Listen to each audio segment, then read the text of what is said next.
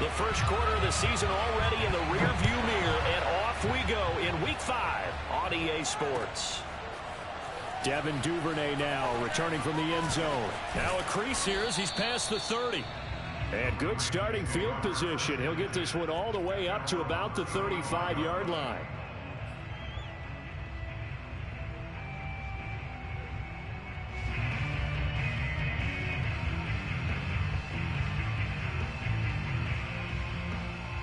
Ball up to the 35 now as they come up on 1st and 10. A first carry now for Nick Chubb. And not the start he was hoping for there as he'll maybe get back to the line of scrimmage, and that's it.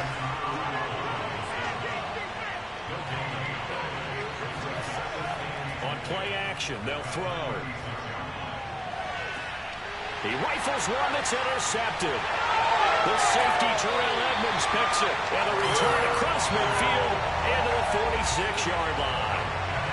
It's no secret he's had trouble this year with interceptions, and this is a bad start for him. First drive, throwing another pick. No matter who's broadcasting his game, that's how the conversation begins. Throwing too many interceptions, can he take care of the football? If I were his backup, I'd be edging towards the coaches and saying, hey, how about giving me an opportunity?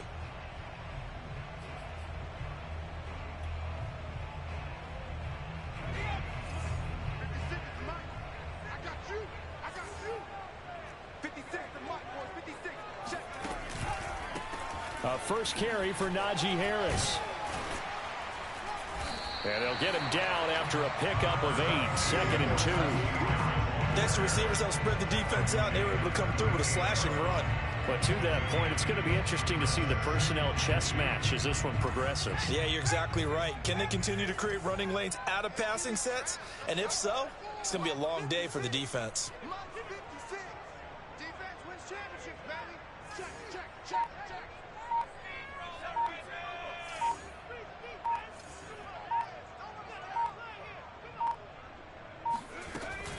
Again, it's Harris on 2nd down.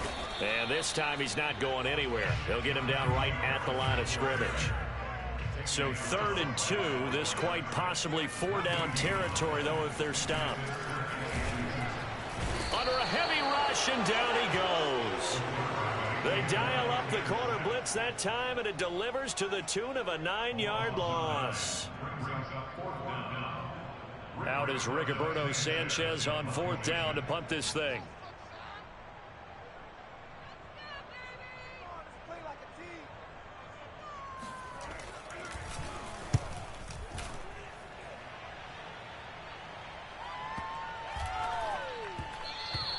And this one hits at the 1, continues on into the end zone for a touchback.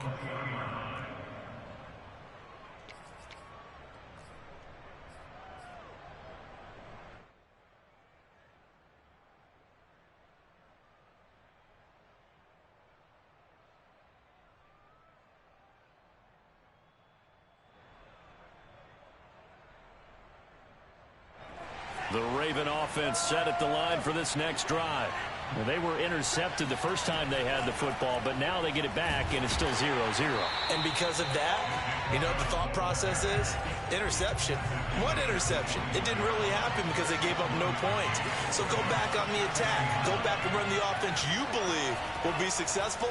Find your playmakers and give them the football. Meanwhile, the throw here is complete, and he's got it past the 30 before he's hit and dropped.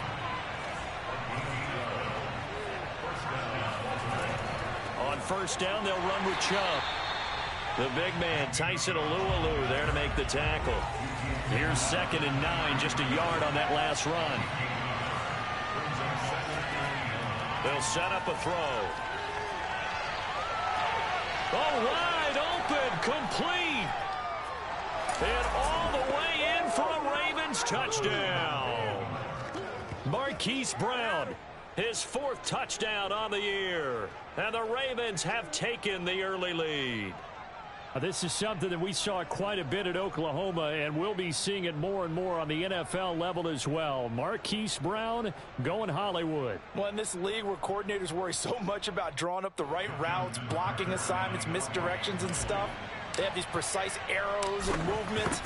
Sometimes the best plays just come from the schoolyard where you look at your fastest guy and say, go long, go get it, big man. And the next-gen stats are going to tell the story, and wow, what a story it is. Nearly a full 23 miles an hour. One of the fastest plays on record, folks.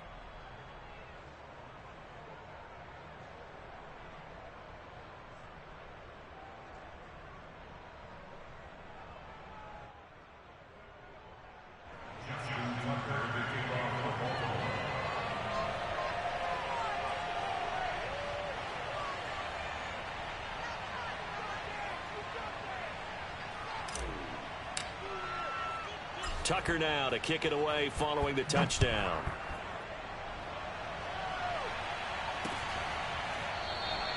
And there will not be a return here. It's a touchback, and it'll come out to the 25-yard line.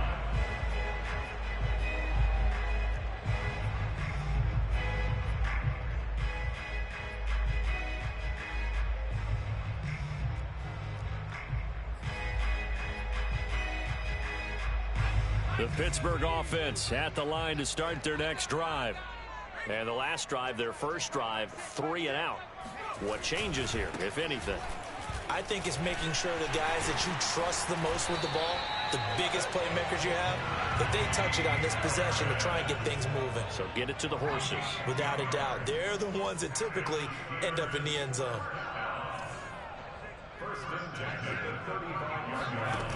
They go play action here on first down. The completion good. This is Eric Ebron. And he'll take this to the other side of midfield before going out of bounds. But give them credit for a good read right there because they read the man coverage on the right side and sent the tight end a few steps down the field and then angled him to the left on a crossing route. And he was able to get enough separation on this play to turn it into a nice gain.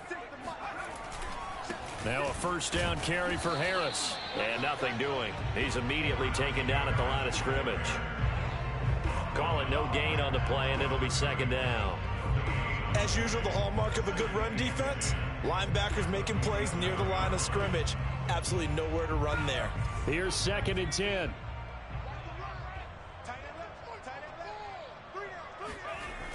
The play action fake. They'll look to throw. And that one's going to be off target and incomplete. He released that awkwardly. It almost looked like a pitcher who gripped his fastball a little too hard and let it go late, and it bounced in front of the plate. Yeah, one of those fastballs that ends up at 57 feet, not 60 feet, 6 inches. Just a little short with the arm, which is unusual because we saw him in warm-ups. He's got a big, strong arm when he delivers it with confidence.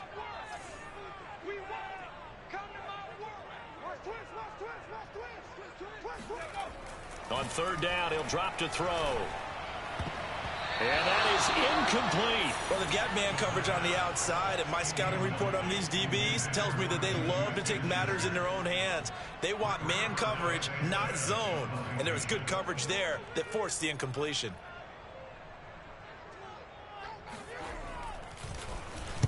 On fourth down, the punt team is on as this is sent away. Oh, he'll field it in the end zone. And this doesn't quite work out as well as planned. They'll forfeit a few yards as he's tackled just past the 15. Very good return that time. 18 yards. And the Ravens, they'll take over. The Raven offense set at the line for this next drive. Last time they were out here, they had the benefit of good field position, led to a touchdown. This time, they're going to have to work for it. They are, but with that last drive that culminated in a touchdown, I think they carry that confidence into this one. Doesn't matter where you start with the football now, they have to feel great about their opportunity. A nice run here early on. It doesn't take a great play caller to realize you want to establish a guy of his caliber with runs like this early because they will pay dividends as the game progresses. That's pretty much meat and potatoes right there, wasn't it? Just go right at them and let your big horse charge up the middle. Not too fancy there, was it? Nothing fancy at all, challenging that defense, and on that go-around, the offense won the challenge. They're going to get about 3 here out of this first down run, and that'll bring up 2nd and 7. It's a pickup of 3. Brings up 2nd. After 1, 7-0 on EA Sports. With the score, Ravens 7, Steelers 0.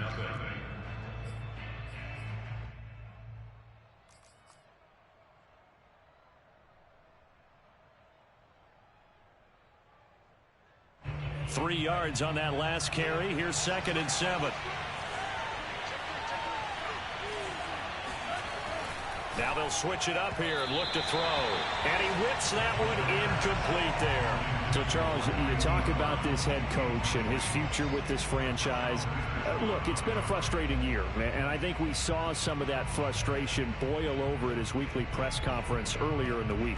Yeah, he's trying to say all the right things, isn't he? But he's heard the rumors. He knows what's going on out there. And right now, he is tired of having to answer the question, are you on the hot seat in every meeting with reporters? This week, he kind of said, I've had enough. And I don't blame him. He looks like a guy that may very well be out the door. And he's going to have to eat this one as down he goes. Stephon Tuitt able to shake free and get home for the sack.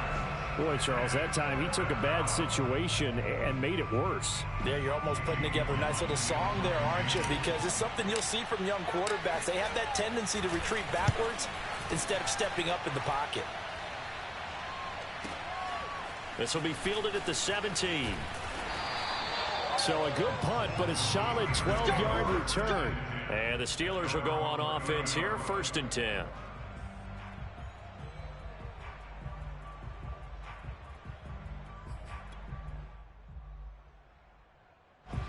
The Steeler offense here about ready for their next drive. They've had it twice. They've punted twice. Not the start they were hoping for. Not at all, and let's face it, every facility we visit, everyone talks about converting on 3rd down, how big that is. In this situation, they've had to punt it away twice, so they're furiously going over things on the sidelines. What do we need to do to pick up a 1st down and change our momentum? 2nd and 2 at the 37-yard line.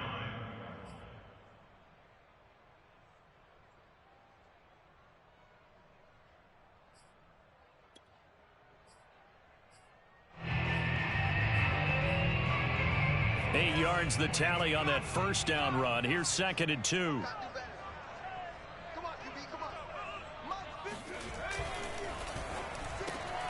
This is Chase Claypool on the receiving end. Was that a design pass, or what was that? It was built into the play call. He had the opportunity to either hand it inside, keep it himself to run it, or do what he just did. Throw that pass inside, hitting a receiver on the run. Back-to-back good plays have him on the move on 1st down. Now a give, running left is Harris. And he stopped immediately there. No gain on the play there, 2nd down. Offensive line really didn't give him any room to maneuver on that play. Things closed pretty quickly, didn't they? And how about the wrap-up at the end of that tackle? Left no doubt there would be no additional yardage to be found. Now here's a throw right side taken in by his tight end. That catch good for only a yard, and it'll be 3rd down. Not a big window to throw. Coverage wasn't too bad there. Yeah, they had him under wraps pretty well, but somehow able to muscle his way open and catch the ball.